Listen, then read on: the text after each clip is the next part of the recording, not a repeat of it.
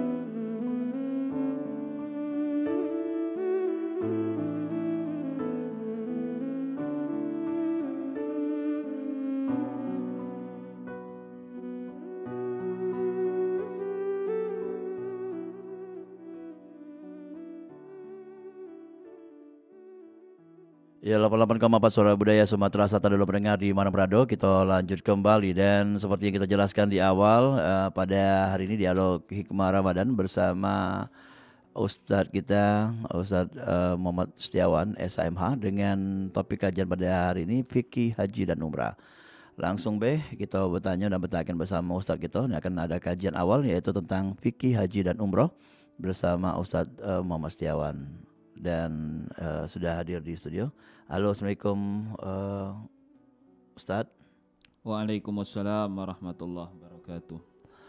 Ustadz, ini hari ini kita membahas tentang fikih haji dan umrah ya. Ya, benar. Ya. Diatur Ustadz untuk mengawali kajian kita. Bismillahirrahmanirrahim. Assalamualaikum warahmatullahi wabarakatuh. Bismillahi walhamdulillah. Salatu wassalam ala rasulillah. Sayyidina Maulana Muhammad ibn Abdillah wa ala alihi wa sahbihi wa ahli sunnatahu wa jama'atahu min yauminan hadha ila yaumin nahdah. Wa ba'du, para pendengar pemirsa Radio Republik Indonesia Pro 4, kaum muslimin muslimat dimanapun Anda berada yang menyaksikan siaran ini baik melalui kanal YouTube dan beberapa media sosial RRI Pro 4 maupun yang menyaksikan melalui siaran manual di radio dan juga yang menyaksikan melalui siaran RRI digital, yang insya Allah senantiasa dirahmati dan dimuliakan oleh Allah Subhanahu Wa Taala. Kita bersyukur kepada Allah Subhanahu Wa Taala pada hari ini Ahad 16 Ramadan 1446 Hijriah bertepatan dengan 16 Maret 2025 Miladiah. Kita dapat kembali di saban petangnya menjelang berbuka puasa dari jam 5 sampai setengah 6 lebih kurang. Kita dapat kembali bermajelis walaupun via telekonferensi online ini, dapat kembali bermuajahah walaupun via digital dalam rangka kita mendengarkan kajian seputar berbagai disiplin ilmu agama Islam yang diprogramkan oleh RRI Pro 4 ini dalam program dialog Hikmah Ramadan, dan KG dilanjutkan dengan tanya jawab dialog. Atas segala nikmatnya, atas segala rahmat dan karunia-Nya, kita dapat kembali menyaksikan kajian ini yang pada petang ini kita mengangkat tema masih dalam Arkanuddin atau rukun agama, khususnya pada rukun Islam yang kelima atau yang terakhir, yakni temanya fikih haji dan umrah. Setelah kita bersyukur kepada Allah Subhanahu Wa Taala, maka marilah kita bersalawat dan bersalam kepada junjungan kita Nabi Muhammad sallallahu alaihi wasallam. Salawat dan salam tersebut juga kita kirimkan kepada para keluarga, para sahabat, para kerabat dan para pengikut beliau atau umat beliau hingga akhir zaman kelak. Semoga dengan kita senantiasa bersolawat kepada beliau. Kage di hari kiamat Allah Subhanahu wa taala melalui baginda Nabi kita Muhammad sallallahu alaihi wasallam akan memberikan syafaatul uzmah atau syafaat yang paling agung kepada kita. Dan itu yang kita harapkan serta kita dambakan. Amin Allahumma amin. Para jamaah yang insyaallah senantiasa dirahmati dan dimuliakan oleh Allah Subhanahu wa taala. Hari ini masih bahas soal fikih ibadah. Turunan atau sub dari fikih ibadah itu yaitu fikih haji dan umrah. Fikih artinya memahamkan. Kita crossback ke belakang lagi. Yaitu turunan dari syariah. Haji dan umrah itu adalah syariat yang turunkan Allah. Tapi pelaksanaannya, tata cara, SOP atau prosedurnya itu dibahas dalam fikih. Hari ini kita bahas fikih haji dan umrah. Jamaah yang dimuliakan oleh Allah Subhanahu wa taala. Di dalam suratul Baqarah ayat yang ke-196 Allah Subhanahu wa taala berfirman, A'udzubillahi minasyaitonirrajim. Bismillahirrahmanirrahim. Wa atimmul hajja wal umrata lillah ila akhiril ayat. Artinya secara literal, dan sempurnakanlah haji dan umroh kalian karena Allah Subhanahu wa taala. Ayat ini menjadi dalil, menjadi nas utama pensyariatan kewajiban haji dan umroh. Nah, ayat Al-Baqarah ayat 100 surat Al-Baqarah ayat 196 ini turun di tahun ke-6 Hijriah kata para ahli sejarawan. Cara mengingatnya mudah, ayatnya surat Al-Baqarah ayat 196. Turun ayat ini, wa timul hajja wal umrata lillah ini, tahun ke-6 Hijriah, lebih kurang tahun 627 Masehi. Nah, artinya 6 tahun setelah hijrahnya Nabi SAW. Jadi pensyariatan haji dan umroh itu ketika Nabi kita SAW itu sudah hijrah ke Madinah di tahun ke-6 Hijriah. Diwajibkannya syariatnya haji dan umroh itu. Turun ayat ini tadi. Nah, cara mengingatnya, jadi 6 angka di akhirnya. Angka di tengahnya, angka 9 ini, ayat 196 ini, ya ini kata para ahli pakar sejarah Islam atau sejarawan Islam, angka 9 ini ya ini di tahun ke-9 Hijriah menjelang ke tahun 10 Hijriah dilaksanakannya haji dan umroh ini. Artinya pelaksanaannya itu di tahun ke-9 atau 10 Hijriah. Ada perbedaan pendapat di kalangan ulama mengenai tahun itu, di kalangan sejarawan Islam. Nah, tapi pensyariatannya di tahun ke-6 Hijriah. Ada pertanyaan kecil muncul di benak kita. Ngapo Pak Ustadz antara tahun ke-9 dan ke-6 Hijriah itu, antara 6 ke 9 itu ada selisih lebih kurang 3 tahun. Ngapo Nabi SAW tidak langsung di tahun ke-6 itulah, begitu ayat ini turun, langsung melaksanakan haji dan umroh. Nah, jawabannya, umat Islam itu belum bisa memasuki Mekah secara bebas, secara luas. Ngapo? Karena kafir Quraisy Mekah masih berkuasa di Mekah, Nabi yang di Madinah yang tadi masih beribadah tidak khusyuk kalau dengan kafir Quraisy itu masih belum dijalin hubungan yang sedemikian rupa. Nah, kira-kira itu. Nah, di tahun ke-9 Hijriah, menjelang tahun 10 Hijriah, ada yang mengatakan 9, ada yang mengatakan 10 Hijriah, itu Nabi SAW melakukan perjanjian Hudaybiyah namanya. Di antara Mekah dan Madinah, itu ada daerah namanya itu Hudaybiyah. Di Hudaybiyah itu Nabi SAW melakukan perjanjian kontrak politik dengan antara umat Islam dipimpin oleh Nabi dan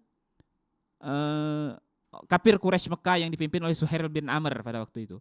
Nah, ketika sudah dibuat kesepakatan, kontrak kesepakatan, intinya anu caranya wong Islam bisa haji ke Mekah, bisa melaksanakan ibadah dengan khusyuk, dengan baik dan benar tanpa ada gangguan dari siapapun sampai pulangnya lagi. Walaupun isi perjanjian Hudaybiyah itu, kalau kita baca pasal demi pasalnya itu seolah-olah atau seakan-akan banyaklah merugi kaum Islam daripada kafir Quraisy Mekah. Sedangkan kafir Quraisy Mekah seakan-akan lebih disanjung di dalam isi pasal-pasal perjanjian itu. Nah, jamaah yang dimuliakan Allah, inilah siasat atau politik yang dilakukan oleh baginda Nabi kita Muhammad SAW, agar walaupun seolah-olah perjanjian Hudaybiyah itu menekan Islam dan menyanjung kafir Quraisy Mekah, tapi tujuan utamanya yakni bisa melakukan ibadah haji dan umroh dengan tenang, dengan damai, dengan baik, dengan khusyuk selama ada di Mekah. Dan juga kaki ke depannya umat Islam akan makin berjaya walaupun perjanjian Hudaybiyah itu seolah-olah menekan umat Islam. Nah, jamaah yang dimuliakan oleh Allah Subhanahu wa taala, ketika kita bicara haji, sebelum kita masuk ke fikihnya, kita bicara sejarahnya dulu. Haji ini sudah dilakukan oleh para nabi dan rasul. Ka'bah itu dewek sudah dibangun oleh malaikat sebelum zamannya Nabi Adam alaihissalam. Lalu bangunan fisiknya disempurnakan pada zamannya Nabiullah Ibrahim alaihissalam dan Nabiullah Ismail alaihissalam. Dan pensyariatan haji itu secara ritual itu disyariatkan zaman Nabi Ibrahim, zaman Nabi Ismail, dan diikuti oleh masyarakat setelahnya. Khususnya masyarakat Arab pada waktu itu, Jazirah Arab. Jazirah Arab itu masuk mana be? Masuk Kuwait, Yaman, Oman, daerah Arab Saudi dan sekitarnya yang ada di semenanjung Jazirah Arab saat ini. Nah, karena disyariatkan dari masa ke masa, dari zaman Nabi Ibrahim sampai ke zaman orang Quraisy Mekah. Orang Quraisy Mekah itu pada hakikatnya melaksanakan ibadah haji, tapi mereka itu ritualnya bukan sepenuhnya lillahi ta'ala. Mereka ritualnya itu ada yang mereka gawikan itu persembahan untuk berhala, korban untuk berhala, memuja berhala dan lain sebagainya di sekitar Ka'bah. Nah, di saat itulah karena Mekah ini menjadi pusat sentral pemasukan visa Arab Quraisy Mekah pada waktu itu, maka ada seorang raja, sebenarnya gubernur bagian dari negara Ethiopia di Yaman, namanya Abroha.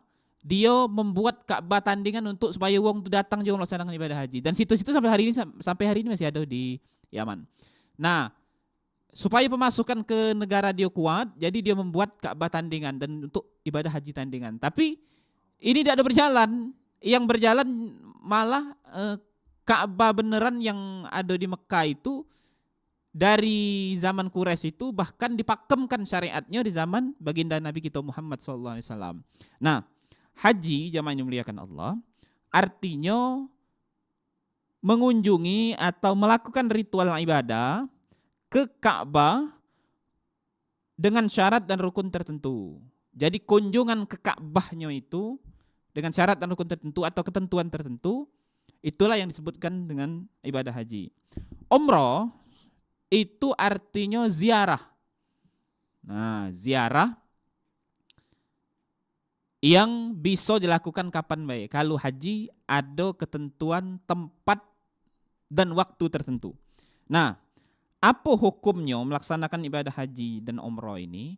Di dalam rukun Islam kita tahu haji ibadah yang kelima dan dilaksanakan bila mampu. Mampu ini banyak perspektif. Mampu fisik, mampu mental, mampu ekonomi, mampu finansial, mampu ilmu dan lain sebagainya.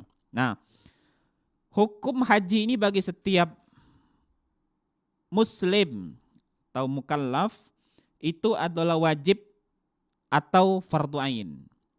Untuk haji yang pertama, haji yang selanjutnya perbedaan pendapat di kalangan ulama, ada yang mengatakan masih wajib, ada yang mengatakan tidak lagi karena kewajibannya sudah gugur. Lalu untuk umrah, begitu pun juga ada yang mengatakan ini wajib fardu ain untuk yang pertama, untuk yang selain setelahnya tidak lagi berlaku fardu ainnya atau wajibnya karena sudah gugur. Ada juga yang menganggap umrah itu sunnah muakkadah. Karena ini jamaah yang dimuliakan oleh Allah, artinya sunnah yang sangat ditekankan sunnah muakkadah tadi.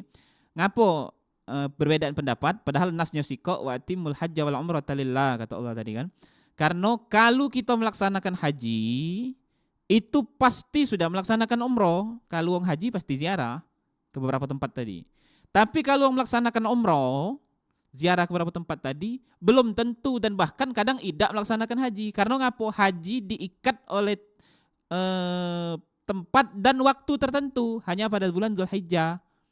Nah, maka jamaah ini dimuliakan Allah, singkatnya secara sederhananya Antara rukun haji dan rukun umroh itu perbedaannya cuman siko. Kalau rukun haji itu ada 6, maka rukun umroh itu ada 5. Apa dia be? Rukun haji satu ihram, artinya berniat dengan memakai kain ihram. Yang kedua wukuf, berdiam diri di padang Arafah pada hari 9, tanggal 9 Dzulhijjah. Lalu yang ketiga tawaf, mengelilingi Ka'bah sebanyak 7 kali, tawaf ifadah, tawaf rukun. Yang keempat sa'i, lari kecil antara Gunung Safa dan Gunung Marwah, bukit ya. Yang kelima tahallul, motong rambut dan bulu-bulu lainnya di badan dan membuka ihram. Yang keenam tertib atau berurutan. Lalu sekarang kita baca rukun umroh. Rukun umroh ada 5. Pertama ihram dengan niat umroh sambil mengenakan kain ihram. Yang kedua tawaf mengelilingi Ka'bah, tawaf ifadah. Yang ketiga sa'i, lari-lari kecil antara Safa dan Marwah. Yang keempat tahallul, motong rambut minimal 3 helai sewaktu pelaksanaan itu, dilanjutkan dengan buka ihram. Dan yang kelima yaitu tertib, rukunnya berurutan. Maka kita jingok dari rukun haji dan rukun umroh tersebut ada sikok spesifik yang jelas membedakan antara dua ibadah ini, yaitu wukuf di padang Arafah. Karena wukuf di padang Arafah itu hanya bisa dilakukan setahun sekali, yakni pada hari 9 jika kita Palembang, tanggal 9 Dzulhijjah di bulan haji. Nah, di umroh tak katik yang ini kalau tak setahun sekali. Nah, maka jemaah yang dimuliakan oleh Allah, secara rukun haji dan umroh itu tidak ada perbedaan, yang perbedaan cuma sikok, yakni wukuf di padang Arafah. Maka kata dalam sabdanya Nabi SAW mengatakan al-hajju Arafah, haji itu ialah Arafah. Oke, Nah, kita terima telepon Ustaz ya, pertanyaan. Halo, Assalamualaikum. Waalaikumsalam. Dia diatur Mang. Manguju. Assalamualaikum Ustaz. Waalaikumsalam warahmatullahi wabarakatuh. Jatuh mengujuk. Nak nanya Ustaz Pak mana istilah yang kalau pergi haji dibayar uang tu apa dia? Badal apa? Nah, ada tak ketentuannya khusus? Kita dibayar uang tu mak mana ada syaratnya, tak ada ketentuannya tak? Atau sebaliknya kita bayar uang? Ya. Kita sanggup umpama bayar uang, ajak uang kau pergi haji aku bayari misalnya. Ya. Ada tak ketentuan, ada syaratnya tak itu Ustaz? Oh ya. Apa sama dengan umroh? Ya. Itu persyaratannya ada syarat khusus tak macam itu? Itu Ya. dia Ustaz Ya. Terima kasih. Siap, Assalamualaikum warahmatullahi wabarakatuh. Waalaikumsalam warahmatullahi wabarakatuh. Ada Mang Uju ya. Ya. Ya, silakan Ustaz.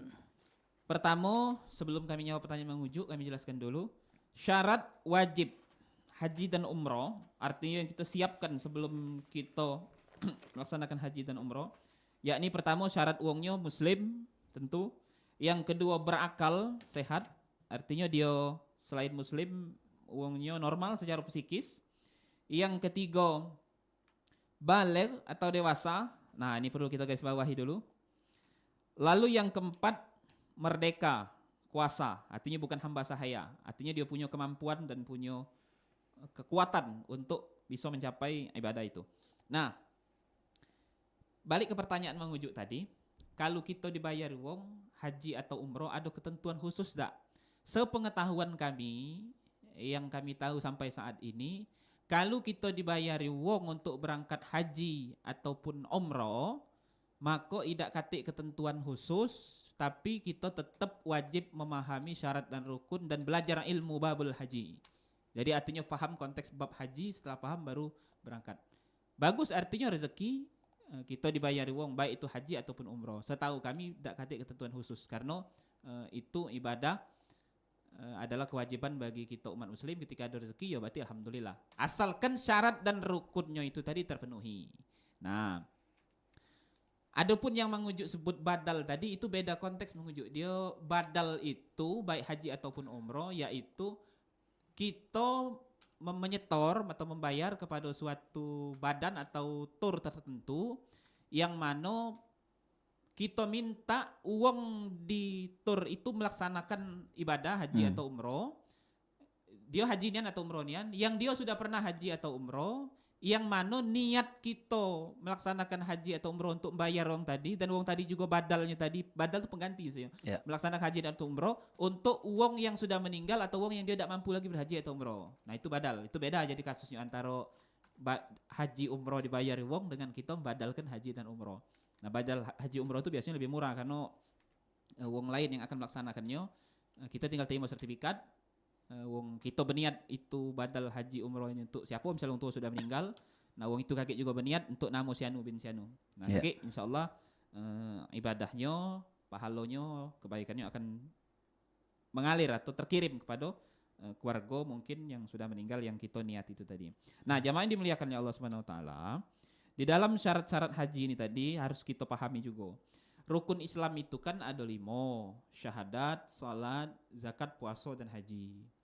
Syahadat insyaallah kita ni husnuzon bela dengan seluruh umat muslim ini, insyaallah sudah syahadat dengan baik dan benar kalau. Salat, zakat, puasa. 3 ini menjadi PR untuk kita galo-galo sebagai kaum muslimin muslimat pada umumnya. 3 ini, ibadat ini ditegakkan dulu dengan baik dan benar serta sempurna. Kalaupun misal memang tak pacak sempurna nian, paling tidak ketiga ibadat ini sudah digawi ke galo dengan baik, dengan rapi, dengan tertib, dengan tartil, dengan bagus.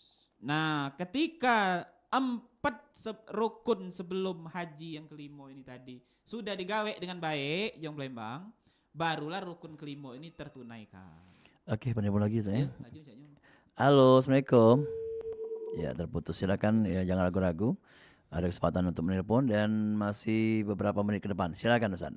Lanjut. Nah, jadi kita jangan jadikan haji dan umroh ini, itu juga dengan umroh. Ketika seluruh ibadat, misalnya haji belum dapat porsi atau belum dapat jadwal untuk berangkat, maka umroh tidak apa-apa duluan, tidak apa-apa katanya masalah. Nah, jadi haji dan umroh ini ketika 4 ibadah sebelumnya sudah tuntas, sudah baik, maka barulah laksanakan yang kelima ini tadi. Nah, jangan sampai ibadat yang sebelumnya kita beleceran, Jong Palembang, ibadat haji melaksanakan itu kaget jadinya cuman semacam ritual seremonial, ujung-ujungnya cuman jalan-jalan semata. Nah, maka ini yang penting ditekankan itu di situ. Jadi ibadat haji dan umroh ini ibadat yang semacam finish atau semacam titik akhir dari ibadat-ibadat kita yang lain. Nah, sepulang dari situ, ibadat-ibadat yang lain ini justru makin bertambah, makin kuat, makin bagus, bukannya malah makin merosot. Nah itu, maka haji itu mabrur dan mabruro, kalau umroh itu makbul dan makbula, yang dimaksud itu apa? Sebelumnya dia ini bagus, memang sudah ibadat yang 4 rukun ini tadi, begitu dia umroh haji sesuai syarat dan rukun, begitu turun seluruh rukun Islamnya tadi, 1 sampai 4 sampai 5 ini tadi, malah makin bagus. Nah itu yang disebut dengan mabrur dan mabruro ini tadi. Nah jadi itu perlu kita tekankan juga. Nah kadang kita ini salah persepsi, jemaah ini muliakan oleh Allah Subhanahu Wa Taala, bahwasanya syarat dari haji itu dan umroh itu dewe, kadang kita belum terpenuhi karena ada ego atau ada euforia. Nah, dengan ritual ibadah ini, karena ibadat ini kan ibadat yang paling banyak rentetannya. Kita harus ada administrasi, kita harus siap fisik, harus siap mental, harus siap ilmu, harus siap finansial, keuangan dan lain sebagainya. Maka ibadahnya agak beda dengan zakat, puasa sama sholat kan, kalau itu bisa pribadi. Kalau ini memang harus dipersiapkan dengan matang. Nah, maka kalau dia tidak masuk dalam syarat dan rukun ini yang ditentukan, yakni Islam. Kalau Islam kalau akal sehat, insyaallah waras galo gitu tidak ya. Nah, mereka tak kata yang hamba saya, hukum sudah dihapuskan. Nah, ada 2 hal yang harus kita garis bawahi syarat dari wajib haji dan wajib umroh ini, yakni pertama baligh, yang kedua kuasa atau mampu. Mampu di sini perlu ditekankan. Mampu apa? Mampu finansial atau keuangan.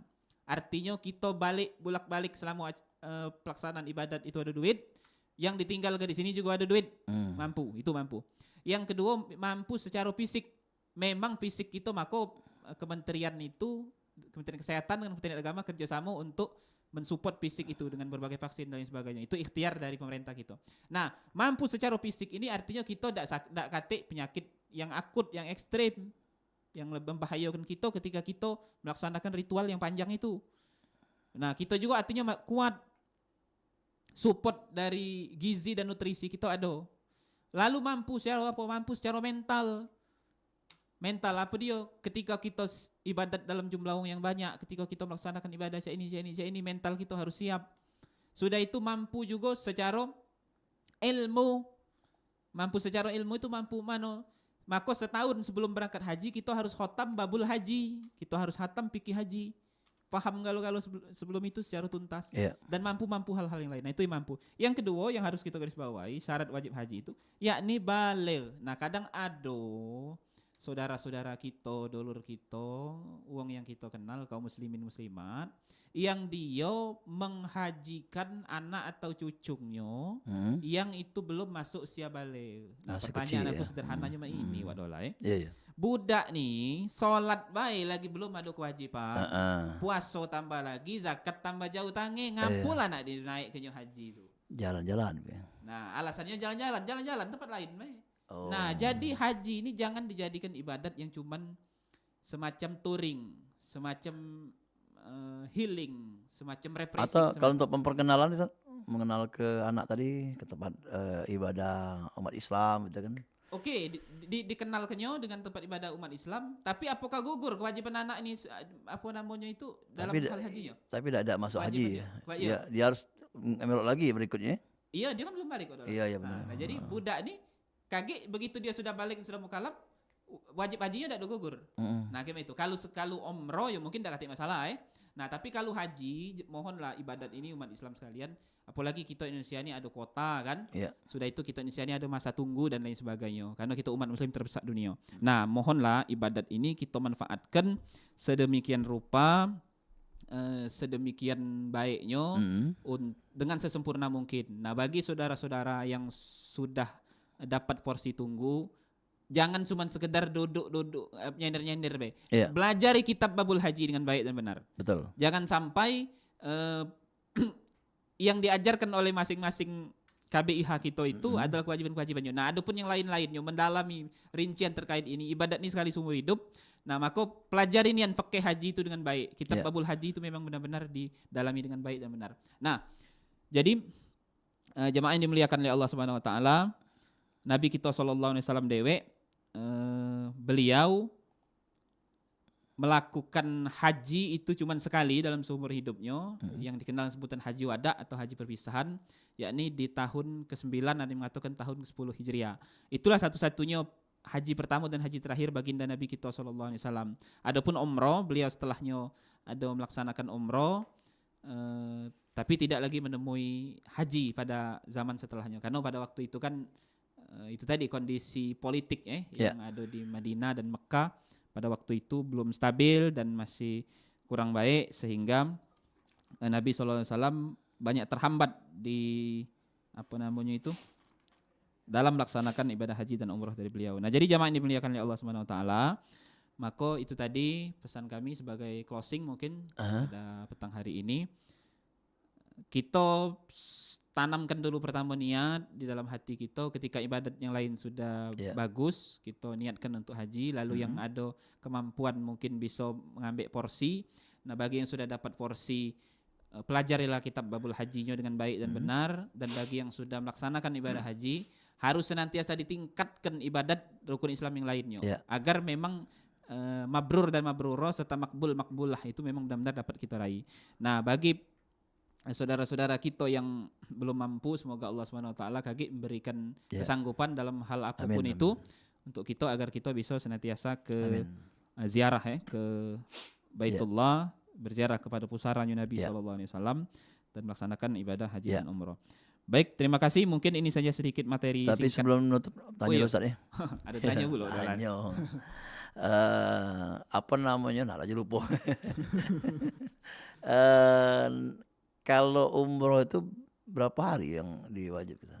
Ada yang beda-beda kalau dari tour travel itu. Iya, itu sekedar manajemen adalah Jadi ngapa beda tuh manajemen, tapi yang pasti biasanya lebih kurang 9 hari. 9 hari. Untuk nyukupkan yang 5 rukun tadi. 5 rukun. Nah, 5 rukun. 5 rukun itu 5 hari katanya. Atau tidak bisa juga, dalam kan? 1 hari bisa 2 rukun. Bisa lebih dari itu, bisa juga ini karena dia ada rentetan kan. Nah dan juga kan tempat itu didesain sedemikian rupa oleh pemerintah setempat sana agar antara jemaah itu tidak kate tabrakan tumburan dalam hal ibadahnya. Karena kan ibadat ini kan agak beda kan, dia kan Ya. kalau kita sholat Kalau tuh yang haji ya, kalau umroh juga begitu. ya, umroh juga cek itu. Diatur juga. Diatur juga. Kalau sholat kan kita pacak nafsi-nafsi ya, walaupun jamaah kan pacak sekali ini. Kalau puasa juga apalagi puasa tidak ada terjingoknya ibadatnya kan. Cuma kita tentuan yang tahu. Kalau zakat juga cuma sekedar mengeluarkan. Nah, kalau haji ini dia ada ritual kan, makanya Kalau sekarang ini tempat dan waktunya lebih diatur kan. benar Ustaz. Sekarang fenomena ada yang jalan kaki nak ke Mekah ya. Iya. Nah, itu ngomong bagi Ustaz itu. Nah, bagi yang kawan-kawan yang dia jalan kaki ada Iya, ada kan dari dia bawa, pemerintah kan ngomong ya harus secara resmi kan. iya, ada yang ngawak sepeda ya. Iya. Ada yang berperahu No. dah Tapi kata udah yang jadi ya perahu. perahu. Udah Udah jadi jadi. perahu. Ke Kelebu di Iya, laut iya. kan. Belum sampai laut udah kelebu. Iya. Nggak sampai ke Sungsang Kelebu dah. Iya, iya. Kalau perahu. Nah, adapun yang saudara-saudara kita yang dia haji dalam tanda kutip independen atau mandiri atau umroh juga, Iya. niat dan ikhtiar dia itu wajib kita apresiasi menurut kami pribadi. Iya. Yang setinggi-tingginya dan Semangat sebesak-besaknya, Cek. Iya. Itu wajib kita apresiasi. Tapi ada tapinya, nah ini Cek, tapinya nih. Kita ini kan warga negara Republik Indonesia. Ada di bawah pengaturan dari pemerintah kita. Dalam hal ini Kementerian Agama. Mekah dan Madinah itu ada namanya Khodimul Haramain, ada penjaga dua tanah suci. Nah, namanya Rajo Saudi ya, Saudi Arabia. Nah, kita dua negara sudah menjalin hubungan. Kalau dulu nih ya, kalau di lagu Dewiul itu dulu Mekah Madinah itu dan Indonesia di zaman dulu sebelum zaman modern tidak terlalu ketat dalam hal administrasi. Karena dikit masih ya. Karena satu ya uang masih dikit ya. Benar. Yang kedua akses ke sana tidak mudah. Yang ketiga, uang datang ke tanah haram itu kita yang datang ini justru kesenangan banyak-banyak. Uang tuh dulu zaman dulu cek uang kita Sumsel ini nyebutnya naun. Apa tuh? Nah, naun itu bukan hanya sekedar pergi haji umroh, tapi setahun. dia belajar. Iya. Bisa lebih dari 1 tahunan. Iya. Dia belajar ilmu, makanya dia balik ke sini jadi kiai biasanya. Iya. Nah, kalau kita ngomong dulu kan. Sekalian nyari ilmu, Nyari ilmu. pendidikan ya. Iya. Uang sana juga, uang di Mekah Madinah itu ulama-ulama sana kesenangan banyak murid datang tadi. Karena susah aksesnya kan, berarti uang ini niatnya lah bagusnya sudah. Benar. Nah, kesenangan murid ini banyak murid datang tadi sehingga ada semacam mata rantai keilmuan yang terjalin antara Mekah Madinah dengan Indonesia pada waktu itu. Nah, zaman sekarang ini karena zamannya sudah berbeda, ngapu zaman yang berbeda, ngapu administrasi diatur, satu memang uangnya lebih banyak, yang kedua akses ke sana lebih mudah. Main hari sehari semalam lah pajak tembus Mekah Madinah. Kalau dulu 6 bulanan. Nah, yang ketiga dengan banyaknya uang dan akses yang mudah lebih memperbesar peluang kriminal. Ada uang nak jadi teroris lah. Ada wong kaget dia nak buat keributan lah di sana. Ada juga wong yang tak dikenal wong ini dari mana. Nah, masyarakat pemerintah Saudi nak nanya ke siapa kalau misalnya ada terjadi macam itu kan. Nah, sehingga pemerintah Saudi menjalin kerjasama dengan seluruh negara-negara Islam dan juga negara non-Islam pengaturan tadi. Pengaturan untuk kuota haji dan pengaturan dari negara yang bersangkutan. Nah, kalau kita model cek tadi ikhtiarnya bagus, itu bukan juwong cek. Aku ada dulu jemaah murid ngaji gitu. Aku Pak Ustadz katanya nak kepengen pergi haji dewean katanya. Ujiku bagus ngomong. Nah, cuman jiku kalau besok kaki masuk Mekah tuh ditangkap askar, jiku kami tidak kata tanggung jawab. Nah, artinya cek masuk ke sana itu kalau kita identitasnya tidak resmi, tidak benar, saat ini kita kena jegal oleh aparat keamanan setempat, oleh askar, oleh polisi yang ada. Nah, maka tugas kita carilah jalan yang resmi, yang resmi, walaupun mungkin itu berangkatannya tidak resmi dan sebagainya, tapi tetap kita harus punya identitas yang resmi agar administrasi masuk. Sekarang ini masuk Mekah Madinah itu tidak ada pajak lagi semacam dulu. Dia harus sudah ada identitas resmi. Kalau tidak itu kena jegat oleh oleh askar. Jadi harus lengkap data-datanya ya. Ya, harus lengkap. Nah, oke, terima kasih Ustadz di penghujung program dan yang pastinya kita tutup ya Ustadz mungkin sebagai penutupnya. Iya, jadi sebagai penutup semoga kita galau-galau kaum muslimin muslimat dimanapun pendengar Besok kagetnya pada saatnya Allah takdirkan kita menjadi Amin. tamu-tamunya Allah di Baitullah dan bisa berziarah ke pusara Nabi SAW. Amin Allahumma amin. Baik umrah maupun haji. Kami selaku narasumber pada petang hari ini mohon maaf apabila ada khilaf dan salah baik pada perkataan, pada perbuatan. Kepada Allah Subhanahu wa taala kami mohon ampun. Kami ucapkan terima kasih kepada seluruh pendengar sekalian yang sudah menyimak, yang sudah bertanya terkait materi kita pada petang hari ini. Kami akhiri wal afu minkum wallahul muwaffiq ila aqwamit thoriq. Assalamualaikum warahmatullahi wabarakatuh. Waalaikumsalam warahmatullahi wabarakatuh. Terima kasih Ustadz dan sampai ketemu di esok hari dengan program acara Hikmah Ramadan di setiap sorenya di Perempat RI Palembang. Dan terima kasih Ustadz. Assalamualaikum. Waalaikumsalam warahmatullahi wabarakatuh.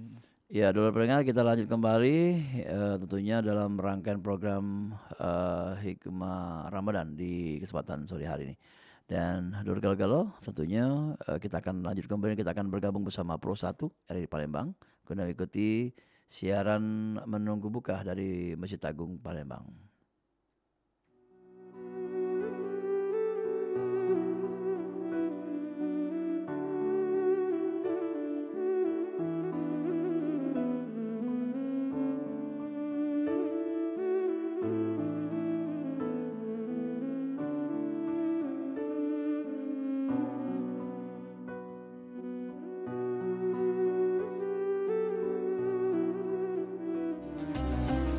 Dulur-dulur, sudah kita pelai bersama acara Hikmah Ramadan Pro 4 RRI Palembang.